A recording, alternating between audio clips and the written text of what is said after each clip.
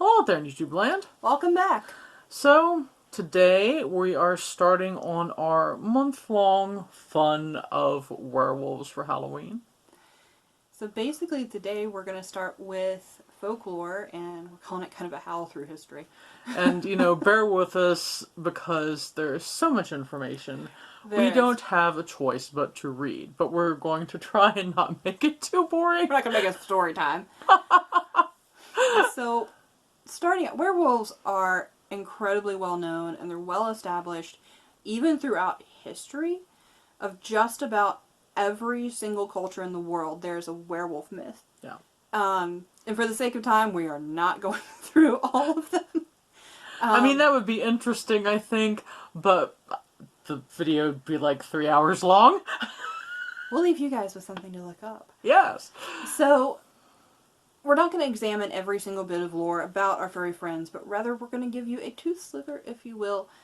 So, strap in, wrap your tails around, and let's take a step back through the ages.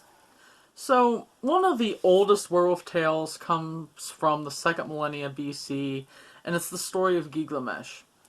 The hero Gilgamesh, according to oral legend, he was loved by the goddess Ishtar. And unfortunately for him, he rejected her.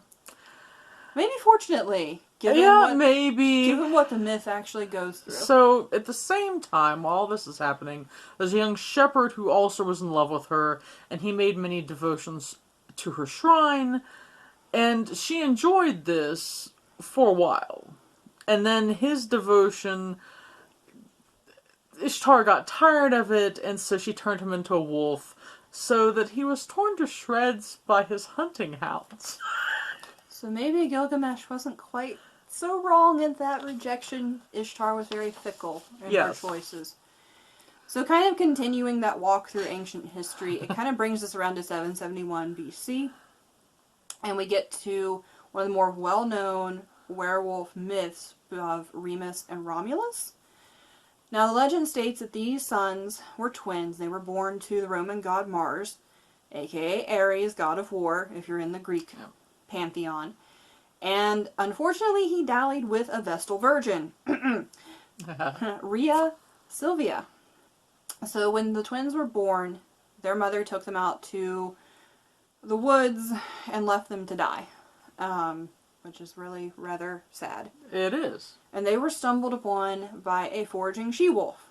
Now, the wolf took them back to her den, and according to some legends, or some variations of this legend, she was the goddess Luperca. In other legends, this was just a she-wolf. Yeah. Whatever the case may happen to be, she suckled the infants until they were found by a shepherd who took them in and raised them as his own sons. Well, time moves on a little bit, and they start finding out that they are related to the ruler of a major city. And they were called upon to rule said city when their uncle died. Unfortunately, Romulus would make a move of power later, and he killed Remus by a blow to the head in a wolf-like frenzy, and became the first king of Rome. And this is one of the legends that we think of as the start of that union between wolf and man, because Romulus acted as a wolf. And in some cases, he was called a werewolf. Yeah. So, then we also find the werewolf in ancient Norse mythos. My tongue is going crazy. So, this happened in the form of Fenrir, who is known as the wolf demon to distinguish him from other gods. Fenrir was the son of Loki, which gives you an idea of what a crazy asshole he was. And he was bound by the gods until Ragnarok, which was the end of all things. Right.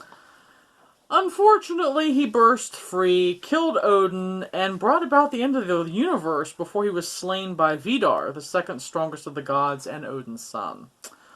Fenrir became one of the bases for the many wolf cults in the Scandinavian world, as well as one of the berserkers of Norse legend who were said to wear the pelt of the wolf in order to embody its spirit. The wolf spirits, however, had a dual nature. Some were aggressive entities, while others were protecting and beneficial guardians. Some spirits, in exchange for worship, rewarded their people and overlapped with the god Balder for gifting in winter. And similarly, we move over to Ireland and the Irish werewolves, who were known to be actual werewolves. Yes. In legend, had a very similar dual nature. So in some legends, they were guardians, protectors of children, the wounded, lost persons.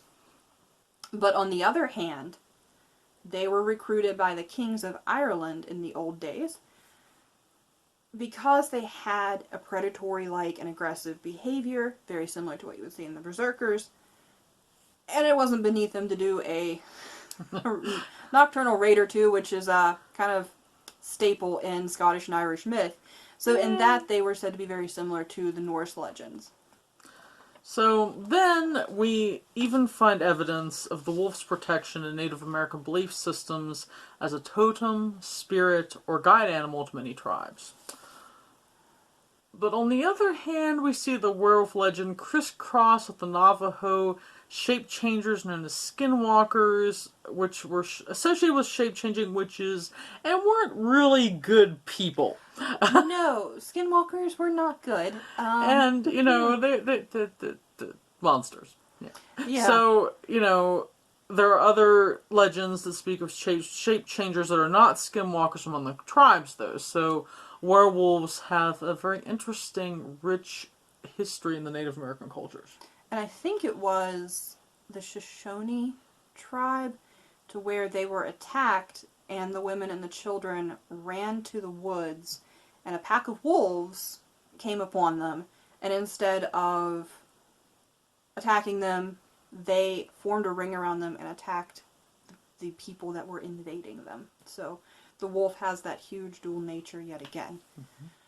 So when we step into Asian cultures, we're going across the world today, we kind of find not so much shape-changing wolves, but rather other canids. So we have dog-headed beings that were associated with the gods in Chinese legend, whereas feudal Japan saw legends speaking of the kitsune, which are fox spirits. And these were said to be foxes that assume human form at will. So it was kind of the opposite. You're not going from a man to a fox, you're going from a fox to a man. And then Romania. Oh, Romania. There's a lot of crossover between werewolves and vampires in Romania, and in that also a lot of crossover that werewolves and vampires are demons, so it's kind of a mythological soup, if you will. But specifically, there's a being called Prikoliki, and they're said to be werewolves in life, and after they die, they become vampires. So there's one of your weird ways that people become a vampire in Romania. Yeah. Werewolves, known as Varkolak, were different from vampires until they became Prikoliki, in that they are living beings that turn to wolves either by a curse or being bitten by another werewolf. And they like to appear like on holidays like Christmas, the New Year, and other holidays that are common in that part of the world. And that harkens again back to the Norse legends in some ways. Right. So all of these earlier legends and all of these earlier tales and kind of even down through oral histories is how some of these became into being. It sets the foundation for what we know as the modern werewolf myth. So according to those myths, how does one become a werewolf?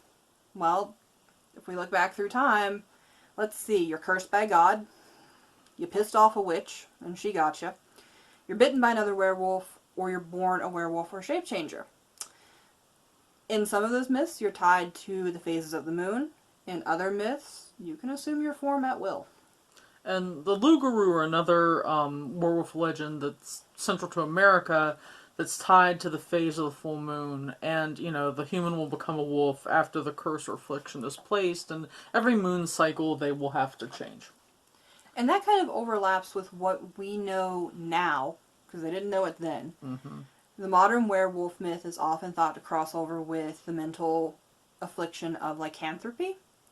And that's known today, psychological order in which you, or disorder, in which you become werewolf-like. So you can fight people, you kind of go a little bit bonkers. It ends up really bad for you and the person that you're after. And, I think there was a couple years ago, somewhere in, like, Florida, where a man actually shoot a guy's face off. Yeah. So this still happens today. I mean, lycanthropy is a very real disorder. So, you be the judge in that court whether werewolves are the same as lycanthropes, or are they something different?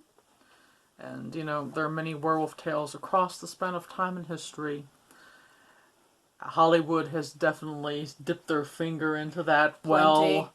And, there's tales of wolves and creatures in the modern woods, and there's, addition of music, which we'll be talking about later. But today, tell us your favorite folkloric story or werewolf myth. There are definitely a lot to choose from. Until then, stay spooky, and listen for the howls of wolves on the next full moon. There are 2 of them, the first of which is this week. Bye.